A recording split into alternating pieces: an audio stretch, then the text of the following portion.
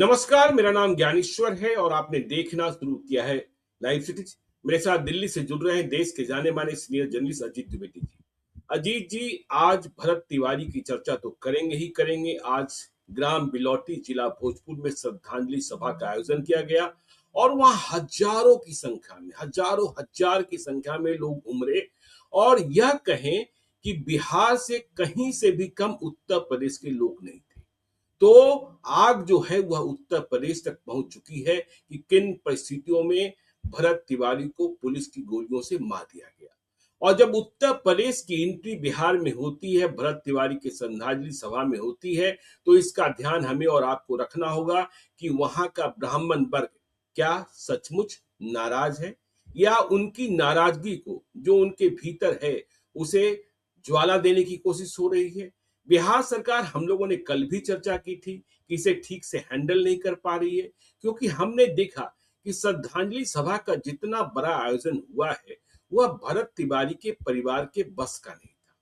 BJP के नेताओं ने भी पूरे तौर पर मदद की संसाधन से। तो खेल तो है और यह भी बात अब सामने आ रही है कि सम्राट चौधरी को प्रारंभिक जानकारियां भरत तिवारी मामले में पुलिस की ओर से गलत दी गई।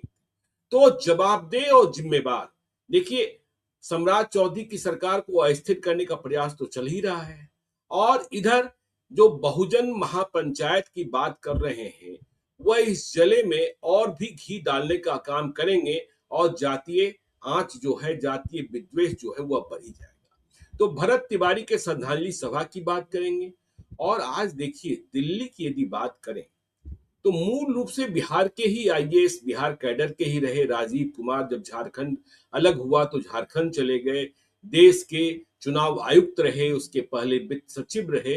और चुनाव आयुक्त के तौर पर यदि भाजपा को छोड़ दे तो तमाम विपक्षी दलों ने उनकी कितनी आलोचना की, वह किस तरीके से निशाने पर रहे, यह सबको पता है। लेकिन चुनाव आयुक्त के पद से सेवानिवृत्त होने के बाद वे कहां थे किसी को पता नहीं था। लेकिन आज अचानक यह जानकारी आई कि वह एचडीएफसी बैंक के चेयरमैन नियुक्त हो गए। चेयरमैन नियुक्त हो गए 3 वर्षों के लिए और आगे 4 वर्ष का प्रावधान भी किया गया है कि इंडिपेंडेंट डायरेक्टर रहेंगे। तो यह भी देखिए, एक वजीफा, एक पुरस्कार भारत सरकार की ओर से, भले ही राजीव कुमार की जितनी बदनामी हुई है। और अंत में चर्चा करेंगे, सबसे बड़ी चर्चा है अयोध्या के राम मंदिर में चोरी की। क्योंकि अयोध्या के राम मंदिर में जो चोरी हुई है वह आस्था पर कितना बड़ा कुठाराघात है। और इस चोरी की चर्चा हम बिहार में इसलिए भी कर रहे हैं क्योंकि राम मंदिर पूरे देश में सनातन धर्मियों का, या कहें पूरी दुनिया में जो सनातन धर्म को मानते हैं उनके लिए भगवान श्री राम पूज्य हैं। और वहां की दान पेटी में ऐसा नहीं है कि बिहार का अंशदान नहीं है। जब महाकुंभ चल रहा था तो मैं देख रहा था कि जो लोग भी जा रहे थे उनमें से दूसरा और तीसरा परिवार जो है वह अयोध्या जरूर जा रहा था। और जिस तरीके से योगी आदित्यनाथ ने वहां एक ऑपरेशन, बहुत ही सीक्रेट ऑपरेशन के एक दान कराया और दान का पैसा ही पता नहीं चला, एक फिक्स दान था, वह पैसा भी जमा नहीं हुआ। तो सबसे पहले भरत तिवारी की श्रद्धांजलि सभा, फिर राजीव कुमार और फिर अयोध्या के राम मंदिर की चोरी। इस पर आगे आपकी टिप्पणी अजीत जी।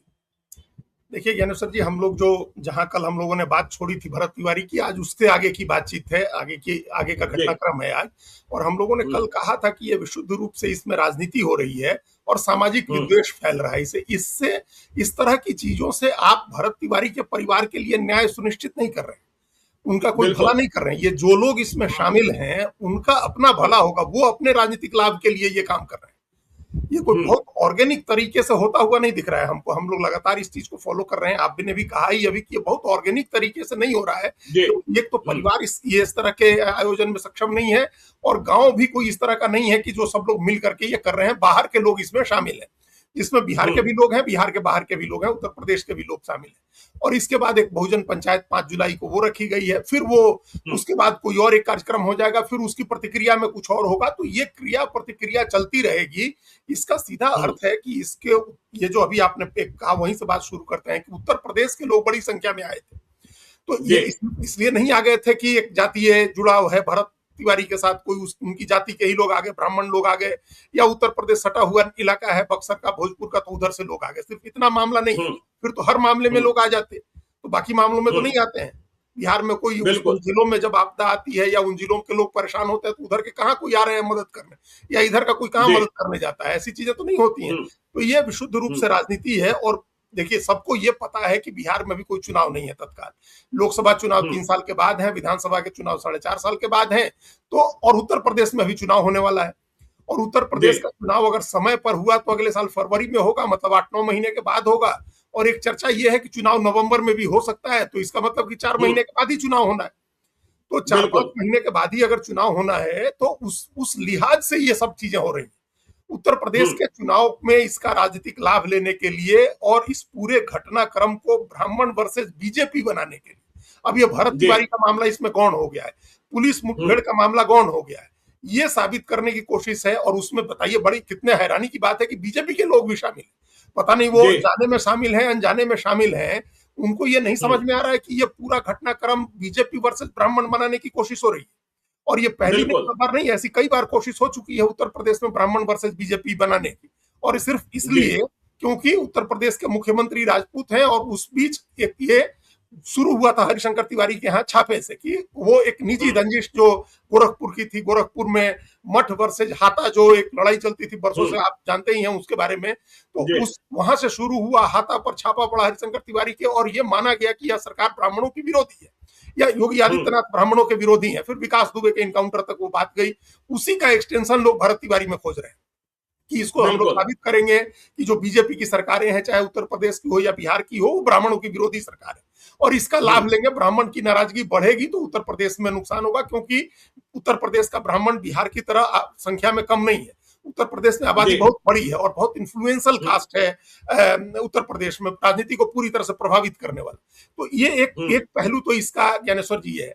दूसरा ये पहलू हम लोग जिस पर हम लोग कल चर्चा कर रहे थे कि इस मामले को सरकार क्यों नहीं हैंडल कर रही है, सरकार की एजेंसियां क्या कर रही है। बीजेपी इतनी बड़ी पार्टी है, उसका सोशल एंगेजमेंट क्या है इस मामले में, क्यों नहीं समाज के लोगों को बीजेपी इन्वॉल्व कर रही है कि भाई इस मामले को डिफ्यूज करिए, खत्म करिए। ऐसे थोड़े न्याय सुनिश्चित होता है।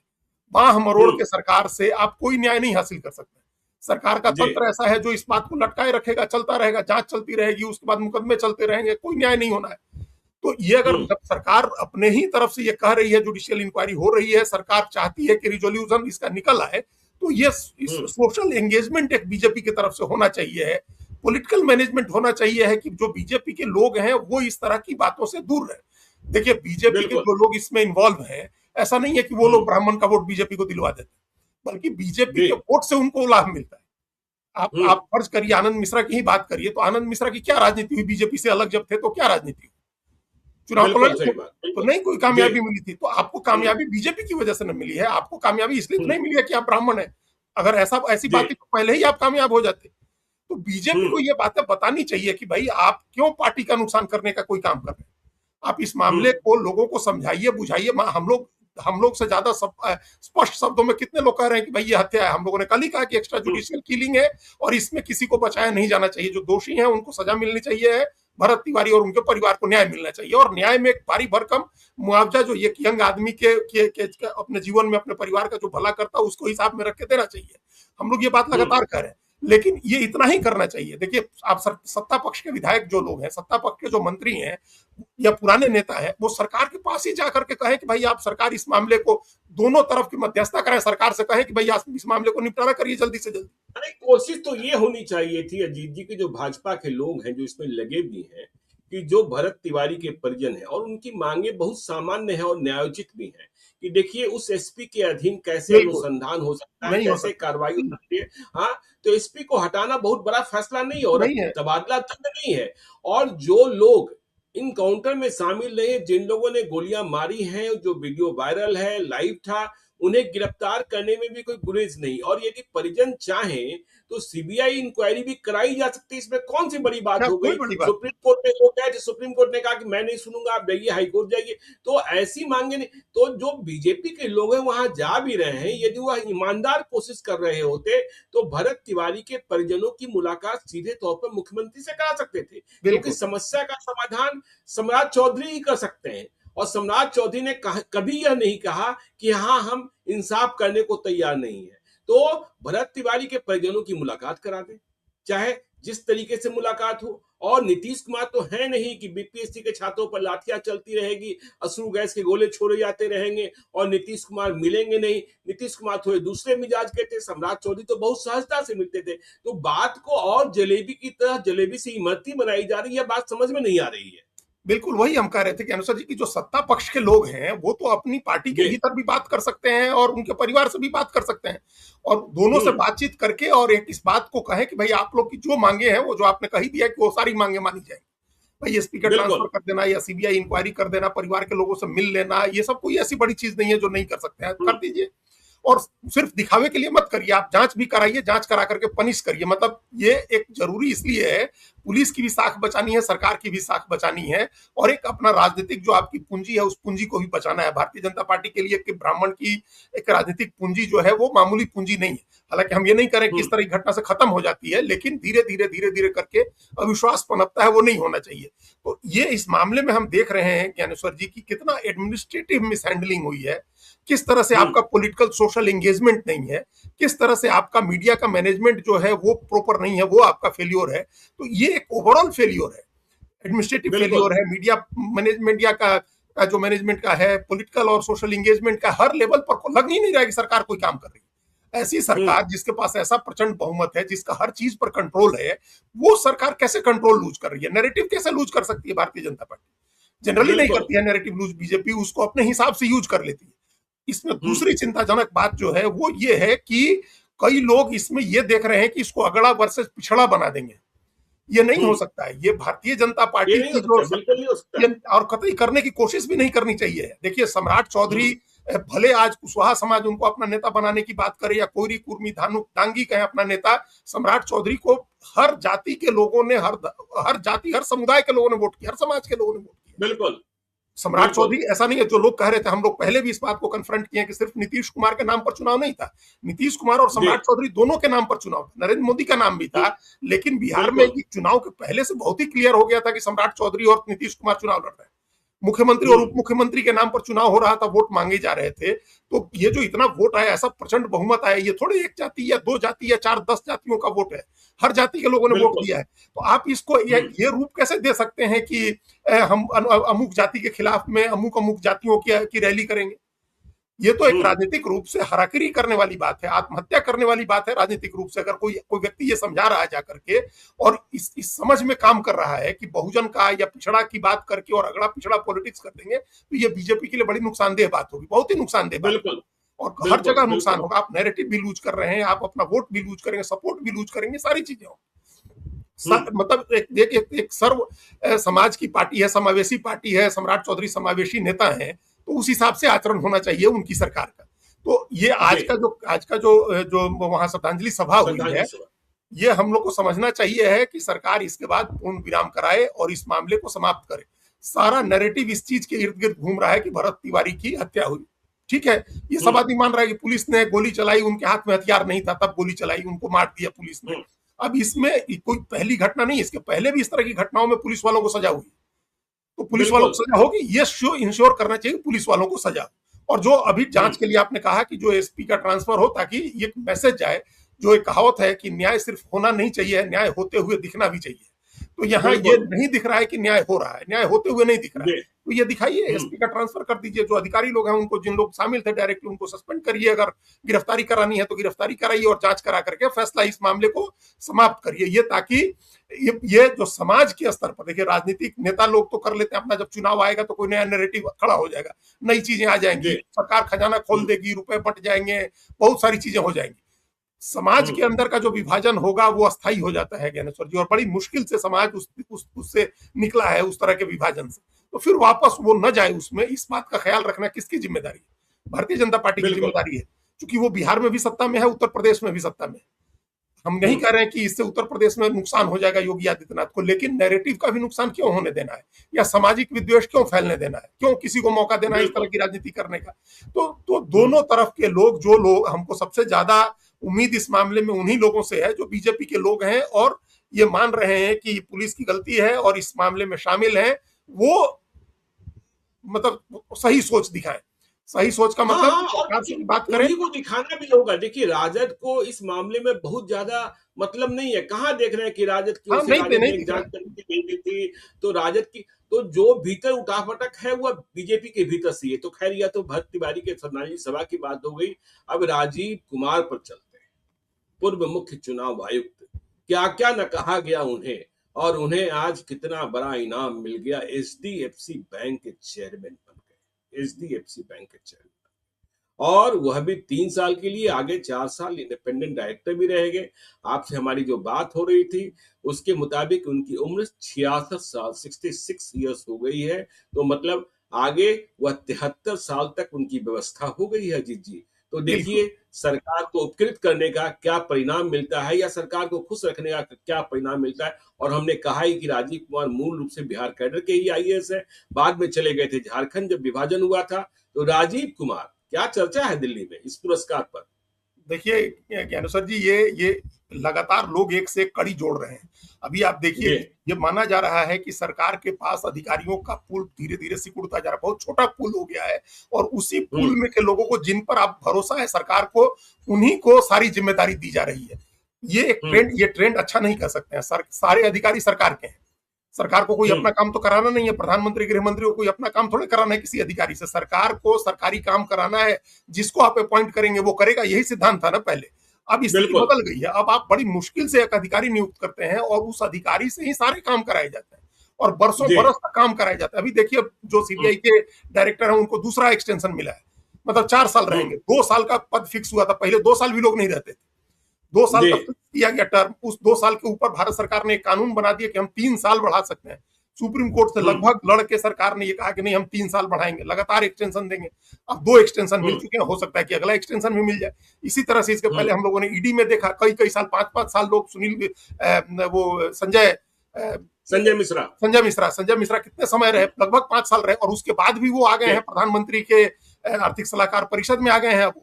तो ये एक जो ट्रेंड बना है इस सरकार में, वो है कि हमारे भरोसे के अधिकारी होंगे, उन्हीं से हम सारे काम कराएंगे और उनका अंत समय तक हम ख्याल रखेंगे, अनंत काल तक ख्याल रखेंगे। बिल्कुल। तो ये ऐसी, बिल्कुल। वो उसकी उसी की मिसाल बनी है। और इससे अपोजिशन को एक मौका मिलता है सवाल उठाने का सरकार की मंशा पर और ऐसे अधिकारियों के कामकाज पर। अभी से जो जो ज्ञानेश कुमार, अभी जो मुख्य चुनाव आयुक्त हैं, उनको लेकर के अभी से यही बात कही जा रही है कि ये सारे काम सरकार के हिसाब से कर रहे हैं, ऐसा अपोजिशन आरोप लगाता है। एसआईआर का मामला हो, भड़काऊ भाषणों के मामले में चुप्पी साध जाने का मामला हो, लोगों के नाम कटने का मामला हो, मतगणना में गड़बड़ी होने का मामला हो, 10 तरह के आरोप लगते हैं। चुनाव की तारीखों से लेकर के ये सब चीजों को लेकर के आरोप लग रहे हैं। तो इसलिए लग रहे हैं क्योंकि ये कहा जा रहा है कि अपना आगे का बंदोबस्त कर रहे हैं। ये जैसे ही बिल्कुल। हुआ राजीव कुमार का, वैसे ही ये बात है, फिर से ये बॉक्स खुल गया। भाई राजीव कुमार को आपने, राजीव कुमार ने तो कहा था कि अब हम हिमालय में चले जाएंगे और हम अब कोई काम वाम नहीं करेंगे, अपना आराम से जीवन बिताएंगे। और ऐसे 60 साल रिटायरमेंट का है, 66 साल के बाद क्या काम होना है, क्या आपको रिटायर हो गए थे तो। लेकिन इस बीच ऐसा लग रहा है कि सर, ये देखिए सबसे बड़ा प्राइवेट बैंक अभी एचडीएफसी हो गया, हमको जहां तक लग रहा है आईसीआईसीआई बैंक को पीछे छोड़ करके। और उस बैंक में कितनी गड़बड़ी हुई, एक थोड़ा बैकग्राउंड हम 1 मिनट में उसका बता दें कि जो गड़बड़ी हुई थी, अतनु चक्रवर्ती जो पार्ट टाइम चेयरमैन थे, उन्होंने रिजाइन किया और उन्होंने कहा कि बैंक में आरोप लगाए उन्होंने कि कई जो मानक तय किए गए हैं बैंकिंग के और इस जो हाई स्टैंडर्ड है इस बैंक का, उससे नीचे के काम। और वो क्या काम था, तो ये एक डील कर ली थी लोगों ने महाराष्ट्र स्टेट ट्रांसपोर्ट कॉर्पोरेशन के साथ कि आप अपना अकाउंट हमारे बैंक में डालिए। फिर उन लोगों ने कहा कि भाई आपके बैंक में हम अकाउंट अपना रखेंगे तो हमको कुछ अतिरिक्त लाभ आपको देना होगा।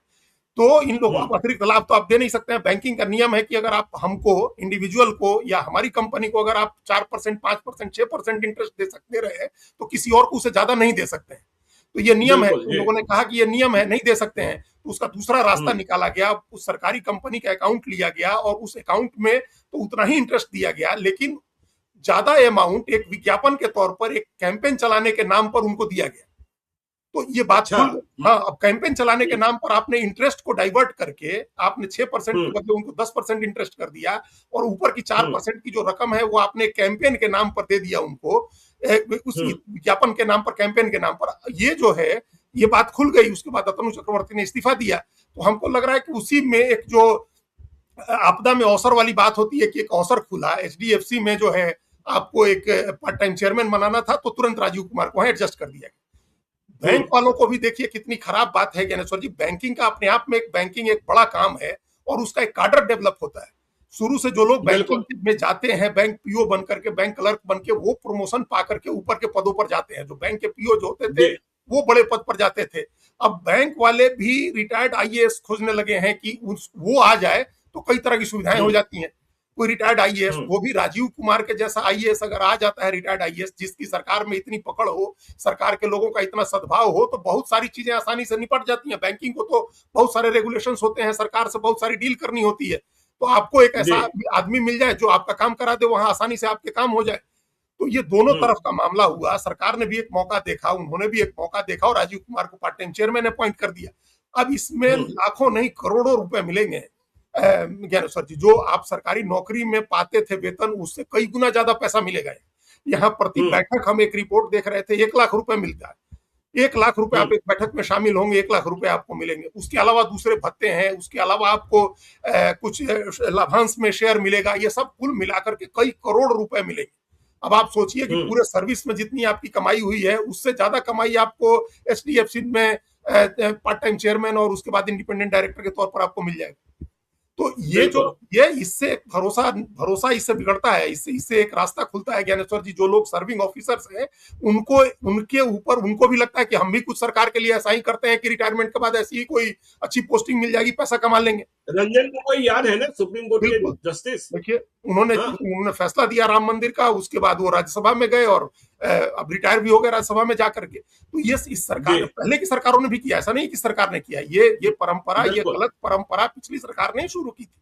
और एमएस गिल मुख्य चुनाव आयुक्त थे, जिनको रिटायर होने के बाद कांग्रेस ने राज्यसभा में भेजा और मनमोहन सिंह सरकार में वो मंत्री बने थे। तो आपने, कांग्रेस का तो कोई मुंह नहीं है कि आप इस बात की आलोचना करें कि सरकार एडजस्ट कर रही है किसी चुनाव आयुक्त को। आपने किया था। नवीन चावला को मुख्यमंत्री, नवीन चावला को चुनाव आयुक्त बनाया गया था और सब जानते थे कि सोनिया गांधी परिवार के साथ, उनके साथ किस तरह के संबंध थे, परिवार के संबंध थे। उनको चुनाव आयुक्त बनाया गया था। एमएस गिल को तो मंत्री बनाया गया था। तो ये किया उन लोगों ने। फिर इस सरकार ने उसको और आगे बढ़ाया। सुप्रीम कोर्ट के चीफ जस्टिस रिटायर हुए सदाशिवम साहब, तो गवर्नर हुए केरल के। तो आप देखिए किस तरह के काम है, लोग भी किस तरह के काम करते हैं। आप चीफ जस्टिस जो भारत के राष्ट्रपति को शपथ दिलाता है, वो जब राज्यपाल बना तो हाईकोर्ट के जज ने उनको शपथ दिलाई। आप सुप्रीम कोर्ट के चीफ जस्टिस थे, आपने राष्ट्रपति को शपथ दिलाई थी, अब हाईकोर्ट का जज आपको शपथ दिला रहा है राज्यपाल का।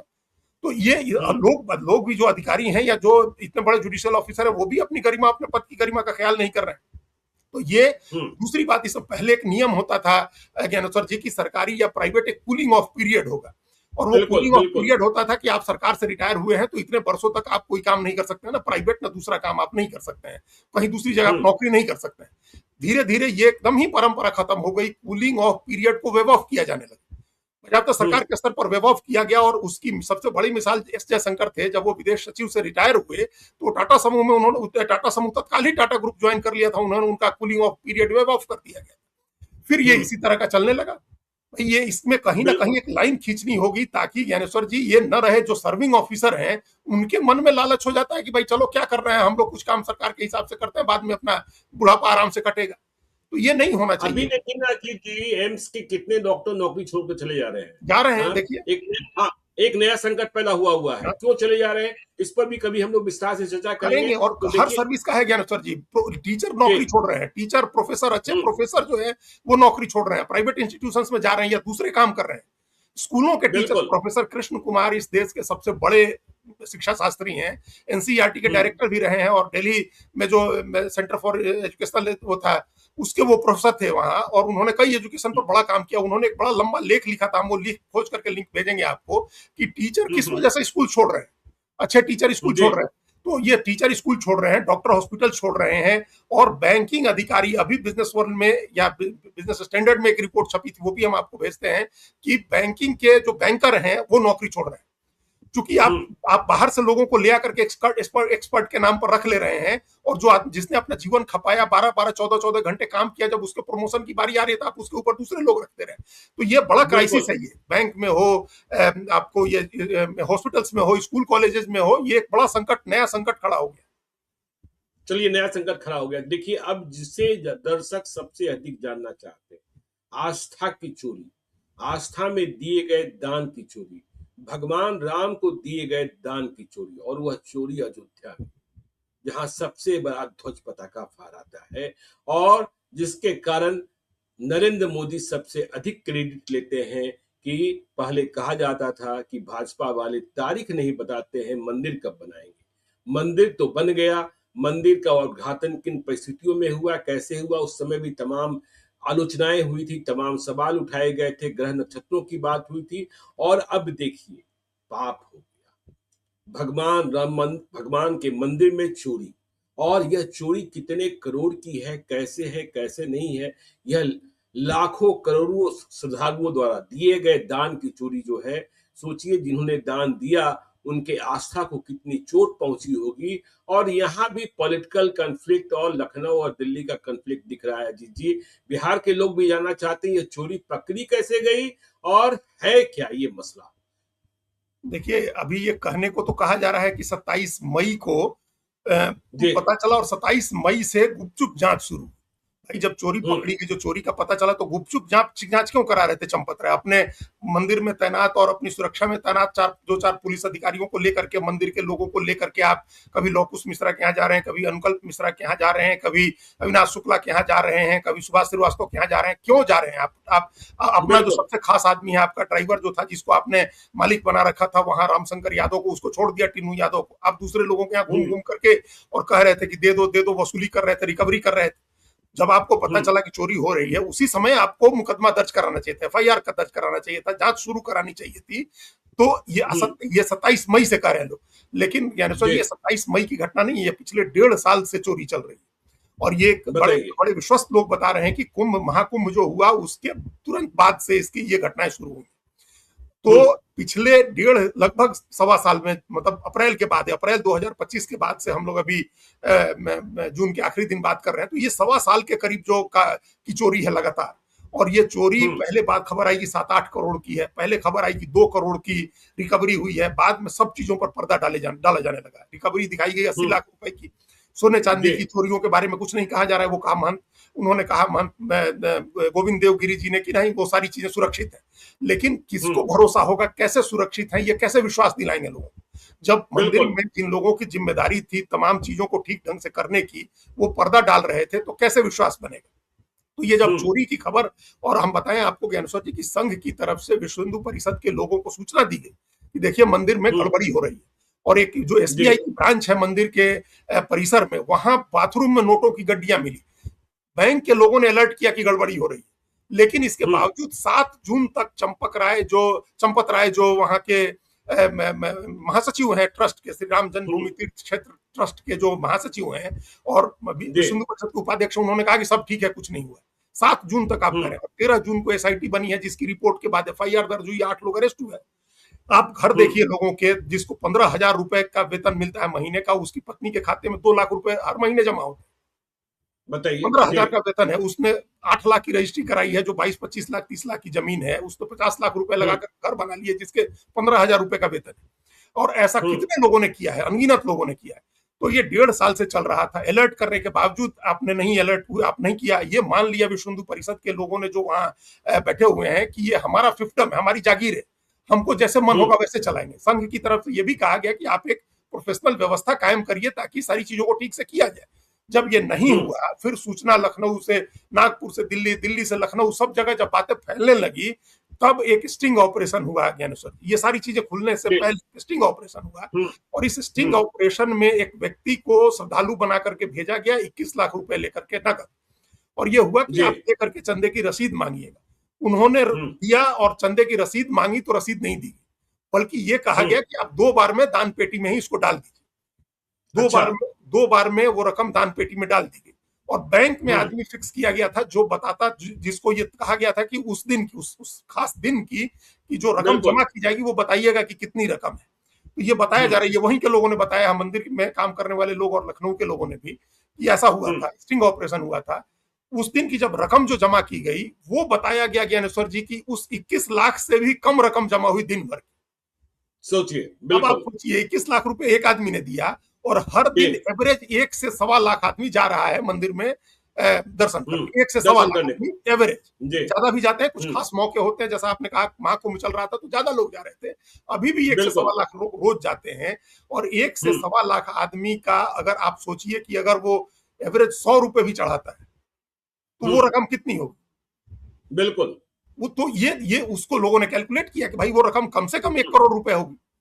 100 रुपए का एवरेज अगर निकाले, जबकि हमको लगता है कि उससे जी। ज्यादा ही जमा होता होगा, तब भी 1 करोड़ की रकम जमा होगी और 21 लाख रुपए ये है। लेकिन जमा जो रकम हुई वो 21 लाख से भी कम थी। तो फिर ये कंफर्म हो गया कि ये गड़बड़ी हो रही है, और उसके बाद तब चीजें मोशन में आई और सब फिर तब आनंद फानंद में लीपापोती की कोशिश मंदिर प्रशासन वालों ने शुरू की। जान करके लोगों जी। को हैरानी होगी ज्ञानेश्वर जी कि अभी अपने यहाँ मतलब उस मंदिर में, राम मंदिर में एवरेज 5 रुपए का चंदा दिखा रहे हैं मंदिर प्रशासन वाले। अच्छा। हाँ, कि एक अच्छा। आदमी 5 रुपया, मतलब औसतन 5 रुपया लोग दे रहे हैं। अच्छा। बताइए, हाँ? सोचिए 5 रुपए के सिक्के और 5 रुपए के नोट मिलते कहाँ हैं तो आजकल मिल ही अजीत नहीं जी? रहे, वही कह रहे हैं। 5 रुपए भिखारी नहीं लेता आजकल, 5 रुपया मंदिर में कौन दान करता कौन है? दान कर रहा है? हाँ? और देश भर से लोग जी। आ रहे हैं, लोग सुदूर साउथ से आ रहे हैं, नॉर्थ ईस्ट से आ रहे हैं, गुजरात से आ रहे हैं, वो 5 रुपया चंदा जी। चढ़ाने आ रहे हैं वहां लोग। हम्म। आप और चंदे की जो निकल रहे उसके वीडियो फुटेज देखे आप, सिर्फ 100 और 500 के नोट दिखाई देते हैं। और मंदिर या प्रशासन तो कर नहीं रहा है दान कि करेंगे, या तो नहीं दान करेंगे, हाँ, करेंगे नहीं तो ठीक करेंगे, से हाथ जोड़ करेंगे। करके आ जाएंगे। जिसकी जैसी जी। श्रद्धा है, 100 रुपए 500 रुपए हम्म। लोग डाल रहे हैं, सोना चांदी जेवरात डाल रहे हैं, और मंदिर प्रशासन कह रहा है कि औसतन 5 रुपया लोग डाल रहे हैं। तो ये तो यकीन हम्म। करने की बात नहीं है ना। इसका मतलब कि बड़े बिल्कुल। पैमाने पर गड़बड़ी हुई है, चंदा चढ़ावे की लूट हुई है, और उस पर पर्दा डालने की भी कोशिश हुई है। और ये तय मानिए ज्ञानेश्वर जी कि ये जो 8 लोग पकड़े गए हैं, रामशंकर यादव, टिन्नू यादव का भतीजा मनीष यादव, अनुकल्प मिश्रा का बहनोई लवकुश मिश्रा, या अविनाश शुक्ला, या सुभाष श्रीवास्तव, इतने लोगों से काम नहीं चलेगा। ये लोग नहीं है, ये तो प्यादे हैं। इन प्यादों से नहीं काम चलेगा। न न न, न भक्तों की आस्था बहाल होगी, न अपोजिशन चुप होगा। आपको जब तक बिग हेड रोल नहीं होंगे, बड़े लोगों की बलि नहीं दी जाएगी, जब तक बड़े लोगों पर कार्रवाई नहीं होगी, तब तक इस पर किसी का यकीन नहीं बनेगा कि सारी चीजें ठीक हो गई। अब तो खबरें आ रही कि सप्लाई और कंस्ट्रक्शन में भी इतना बड़ा घपला हुआ वहां है है वो अलग मामला है। हाँ? मंदिर निर्माण का मामला अलग है। मंदिर निर्माण में जो है उसका तो मामला ही अलग है। वो तो अब खैर बीत गया। अब तो जब कभी खुलेगा चैप्टर तो खुलेगा, लेकिन ये तो ऑनगोइंग प्रोसेस है ना, तो डेली का प्रोसेस है। बिल्कुल। और ये बिल्कुल। डेली के प्रोसेस में जो वो मुंशी बंशीधर के पिताजी ने कहा था उनको कि भाई ये तो ऊपरी आमदनी बहता हुआ स्रोत है, तो ये तो रोज ऊपरी आमदनी का बहता हुआ स्रोत खुल गया था इन लोगों के लिए कि श्रद्धालु देश भर से आ रहे हैं, पैसे डाल रहे हैं, 1 करोड़ 1.5 करोड़ या 50 लाख जितना भी रोज जमा हो रहा है उसमें से पैसे गायब कर दो। तो ये अब अगर हम मान लें कि चंपत राय ने बेईमानी नहीं की है, खुद निजी तौर पर मान लीजिए बड़े संत पुरुष हैं जैसा लोग बता रहे हैं, तब भी अक्षमता तो प्रमाणित हो गई ना कि आपको जो काम दिया गया था उसमें आप पूरी तरह से अक्षम और निकम्मे साबित हुए हैं। तो कार्रवाई तो होनी चाहिए आपके ऊपर। और हटा देना या अयोध्या से निकाल देना ये कार्रवाई नहीं होती है। ये तो आप उसको क्लीन चिट देना हो गया, तो आपने छोड़ दिया, जाने दिया। कार्रवाई होनी चाहिए सख्ती से। एक बार उनका बयान दर्ज कर चुकी है अयोध्या की पुलिस, एसआईटी ने भी पूछताछ की है। अब आगे जो रिमांड पर अभी जेल में ही पूछताछ करेगी, इन 8 लोगों से पुलिस पूछताछ करे, इनसे जानकारी जो मिलती है उसके आधार पर बड़े लोगों को, जो 3 लोग हैं, चंपत राय, डॉक्टर अनिल मिश्रा और गोपाल राव, इन 3 लोगों के बारे में बात करनी होगी। ये 3 लोग की भूमिका की, इन 3 लोगों, ये 3 ब्रांचेज हैं, ये 3, इनके नीचे ये 8 लोग हैं। तो ये तो नहीं हो सकता है कि आपकी जानकारी में नहीं हो। कोई व्यक्ति इतना बड़ा घर बना रहा है, इतना ऐशो आराम कर रहा है, स्कॉर्पियो गाड़ी बुक कर ली उसने और लाखों करोड़ों में खेल रहा है, तो आपको नहीं पता चलेगा कहां से पैसे आ रहे हैं। और वो 12 घंटे आपके साथ मंदिर में रह रहा है, तो 12 घंटे के बाद क्या जाके नोट छाप रहा है। तो ये आपको पता होना चाहिए। तो अक्षमता पूरी तरह से प्रमाणित हो गई है। चोरी प्रमाणित करने का काम एसआईटी और उसकी जो रिपोर्ट है उससे होना चाहिए, और जो पुलिस का काम है उससे होना चाहिए। और जब तक ये नहीं होगा ज्ञानेश्वर जी, देखिए इसमें जो आपने कहा ना कि दिल्ली, लखनऊ और कानपुर, ये भी खींचतान है। ये माना जा रहा था कि जो ट्रस्ट है और जो निर्माण समिति है ये दिल्ली से बना हुआ है, तो और वो दिल्ली के लोग उनको प्रोटेक्ट करेंगे। और ये तभी योगी आदित्यनाथ ने अपना दाव चला। देखिए, दाव पेच तो राजनीति में चलता है और सारे नेता अपना हित पहले रखते हैं। योगी आदित्यनाथ जिस दिन मंदिर में गए दर्शन करने, उनके ऑफिस से एक प्रोटोकॉल जारी किया गया था जिसमें चंपत राय और 28 लोगों के नाम थे। कहा गया था कि इन लोगों को आसपास नहीं आने देना है, योगी आदित्यनाथ मंदिर से बाहर रखिए। तो योगी आदित्यनाथ ने दर्शन किया और चंपत राय उनके साथ नहीं थे, या कोई भी व्यक्ति जिन लोगों के नाम आ रहे थे उसमें किसी को नहीं रखा गया था। तो योगी आदित्यनाथ ने साफ साफ संदेश दे दिया था कि हमारा इसे कोई लेना देना नहीं है और हम इन सब लोगों को सजा दिलवाएंगे। तो एक लाइन उन्होंने खींच दी थी कि हम सजा दिलवाएंगे। संघ के जो पालक अधिकारी हैं भैया जी जोशी, वो देख रहे थे, उनकी भी उनको उनके पास पहुंची थी शिकायतें चंपत राय की और उनकी लेकर के, और वो बिल्कुल नो नॉनसेंस आदमी है, उन्होंने भी मैसेज किया था कि भाई चीजें ठीक करिए नहीं तो हटा दिया जाएगा। तो ये कहीं से जब ठौर नहीं मिला तो अल्टीमेटली दिल्ली को भी मानना पड़ा, न संघ नागपुर कोऑपरेट कर रहा है, न लखनऊ कोऑपरेट कर रहा है, और भारत सरकार भी जो दिल्ली है वो भी नहीं चाह रही है कि इस मामले में कोई ब्लेम उसके ऊपर आए। तो फिर सबने हाथ बिल्कुल। खड़े किए और कहा कि अब इसकी जांच हो ईमानदारी से और भक्तों की आस्था बहाल हो। देखिए, आस्था, भगवान राम से आस्था नहीं टूटी है भक्तों की, राम से कैसे आस्था टूट सकती है? जो जी, आस्था, जो राम के नाम पर जो व्यवस्था बनी है, उस व्यवस्था से लोगों की आस्था टूटी है। तो उस बिल्कुल। व्यवस्था में आस्था बहाल करनी है। राम पे की आस्था पर थोड़े, राम की आस्था चोरी कर रहे कोई आदमी तो राम से थोड़े लोगों का मोह भंग हो जाएगा, राम से थोड़े आस्था टूट जाएगी।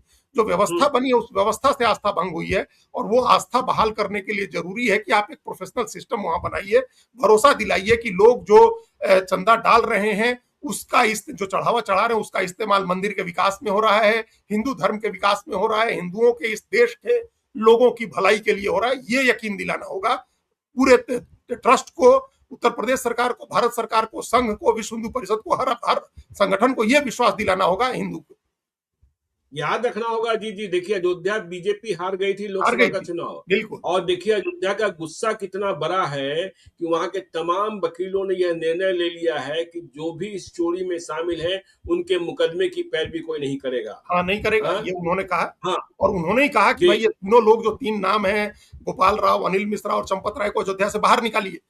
मतलब वो मान रहे हैं बिल्कुल। लोग कि ये लोग अयोध्या के लिए धब्बा है, राम के हम्म नाम पर जो काम हो रहे थे उसको इन लोगों ने होने दिया, आंखों पर पट्टी बांध ली। तो ये चीजें हैं। हम्म और एक लाइन अंत में जो पहले भरत तिवारी वाले मामले से भी जुड़ेगा, इससे भी जुड़ेगा। हम्म देखिए, इंडिविजुअल ब्राह्मण की नाराजगी हो सकती है, कोई ब्राह्मण बीजेपी हम्म, के खिलाफ नहीं जाएगा ज्ञान सर, क्योंकि बीजेपी जो बिल्कुल। सिस्टम बना, जो व्यवस्था बीजेपी ने बनाई है, बनी है ना बीजेपी के शासन में, उसका सबसे बड़ा लाभार्थी ब्राह्मण वर्ग ही है। जो हम्म, धर्म की अर्थव्यवस्था बनी है ना, इस धर्म की अर्थव्यवस्था में कौन लाभार्थी है? अभी आप देखिए बिल्कुल। बिल्कुल। कितने धार्मिक जो कर्मकांड होने लगे हैं, कितने यज्ञ होने लगे हैं, ज्योतिष के प्रति कैसी आस्था बनी है, ऑनलाइन में कितना ज्योतिष और धार्मिक बातों की, आजकल तो लोग पंचांग और तिथि निकलवाने लगे हैं, सामान्य व्यक्ति भी उसके बिना कोई काम नहीं कर रहा है। तो ये जो जी जो बिल्कुल। जनता को जो धार्मिक बनाने का अभियान चला है ना, इस धार्मिक बनाओ हम्म अभियान में ब्राह्मण तो लाभार्थी वर्ग है, वो क्यों बीजेपी के सत्ता के को नुकसान के लिए काम करेगा? तो चलिए देखिए क्या क्या हुआ। श्रद्धांजलि सभा में राजीव कुमार को जो पुरस्कार मिला, और अयोध्या में राम मंदिर में चोरी, इन मुद्दों पर हम लोगों ने आज बातचीत की। आगे भी हम लोग बातचीत करते रहेंगे। आप देखते रहिए लाइव सीरीज को। यदि अब तक आपने हमारे यूट्यूब चैनल को सब्सक्राइब नहीं किया है जरूर कर लीजिएगा, और इस वीडियो को फेसबुक पेज के माध्यम से पेज को लाइक कीजिएगा, हैंडल एक्स पर भी हमें फॉलो कीजिए। धन्यवाद।